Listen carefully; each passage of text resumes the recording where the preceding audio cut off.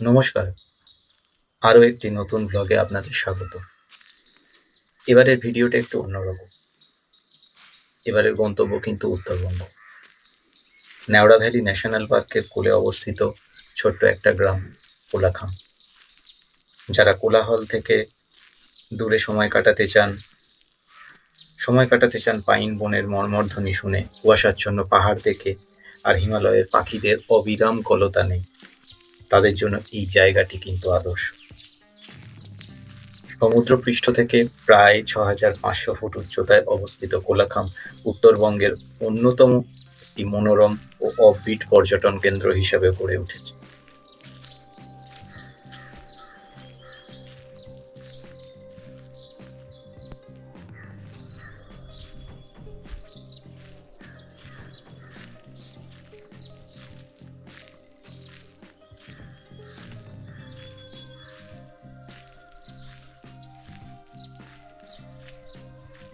কালিম্পং জেলার লাভা থেকে উত্তর-পূর্ব দিকে প্রায় ৯ কিলোমিটার দূরে কোলাখামের অবস্থান। প্রতিটি গ্রামই আজ পর্যটকদের কাছে সমানভাবে জনপ্রিয়, যার কারণ হল হিমালয়ের শান্ত পরিবেশ, তুষার শুভ্র পাহাড়চূড়ার অপূর্ব দৃশ্য এবং ধীর লয়ের জীবনযাত্রা, যা শহরের ব্যস্ততায় ক্লান্ত পর্যটকরা খুঁজে বেড়ান। ঘন ওক ও পাইন বনের মাঝে এবং কাঞ্চনজঙ্ঘা পর্বতশ্রেণীর মুখোমুখি অবস্থিত কোলাখাম পর্যটকদের উপহার দেয় পাহাড়ের অবাধ দৃশ্য, ধীর স্থির সময় আর পাহাড়ের পথে যেখানে সেখানে ঘুরে বেড়ানোর এক স্বাধীনতা।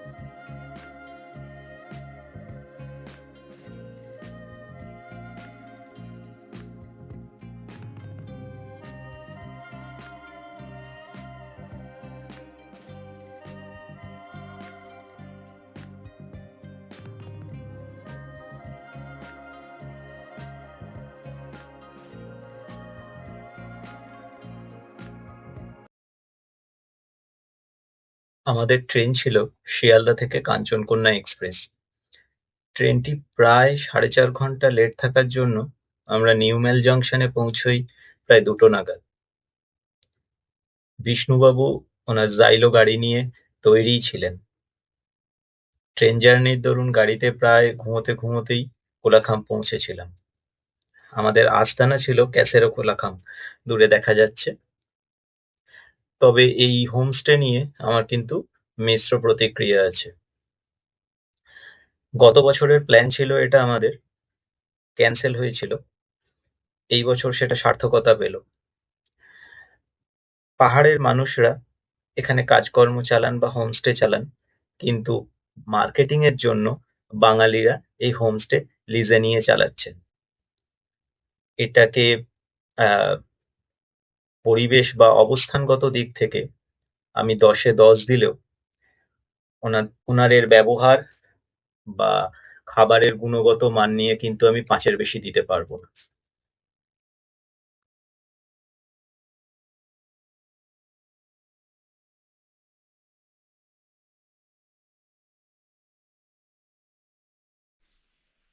কোলাখামের প্রাকৃতিক বর্ণনা তো এক কথায় দেওয়া সম্ভব নয়। এই বাস্তুতান্ত্রিক অঞ্চল ন্যাওড়া ভ্যালি ন্যাশনাল পার্কের বন্য প্রকৃতির মাঝে অবস্থিত। এখানকার ঢেউ খেলানো পাহাড়গুলো ধাপে ধাপে নেমে গেছে গভীর সবুজ উপত্যকার দিকে। পাইন গাছের ওপর দিয়ে ভেসে বেড়াচ্ছে মেঘের দল, যা সবকিছুকে এক অদ্ভুত আবরণ দিয়ে ঢেকে রাখে। আকাশ পরিষ্কার হলে কাঞ্চনজঙ্ঘা পর্বতমালার বরফাচ্ছাদিত চূড়াগুলোকে এতটাই কাছে মনে হয় যে যেন হাত বাড়ালেই তাদের ছোঁয়া যাবে।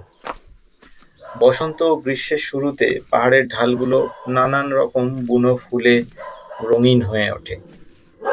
এরপর শরতের বাতাসে আসে এক নির্মল স্বচ্ছতা। এই সময় কিন্তু কাঞ্চনজঙ্ঘার দেখা পাওয়া যায়।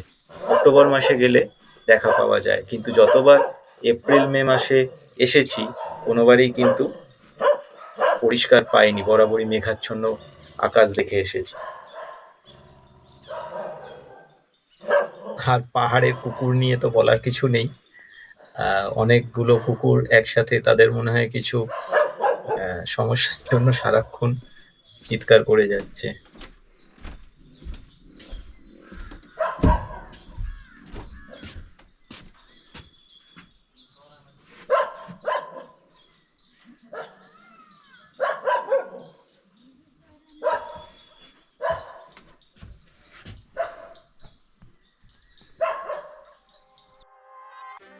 আমাদের রুমটা এবারে দেখাই।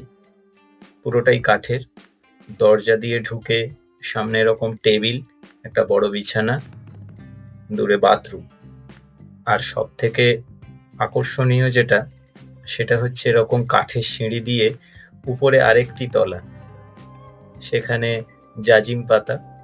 চাইলে কফি নিয়ে বসে জানলাটা খুলে বাইরের মনোমুগ্ধকর পরিবেশ আপনি উপভোগ করতে পারেন। জানলাটা খুললেই কিন্তু সামনে কাঞ্চনজঙ্ঘা, যদি আকাশ পরিষ্কার থাকতো। এখন মেঘাচ্ছন্ন আছে, এটা সত্যি অসাধারণ।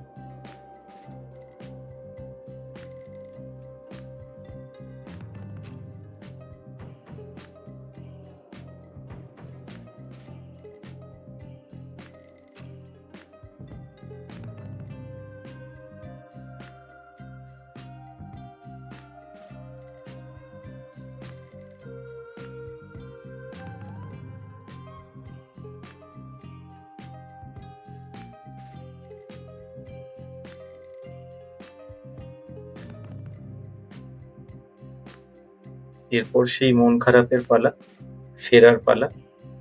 আমাদের পরবর্তী গন্তব্য থাক, ওটা না হয় পরের পর্বেই দেখা যাবে। আপাতত এটুকুই। অসংখ্য ধন্যবাদ। ভিডিওটা ভালো লাগলে লাইক করবেন এবং চ্যানেলটি অবশ্যই সাবস্ক্রাইব করবেন।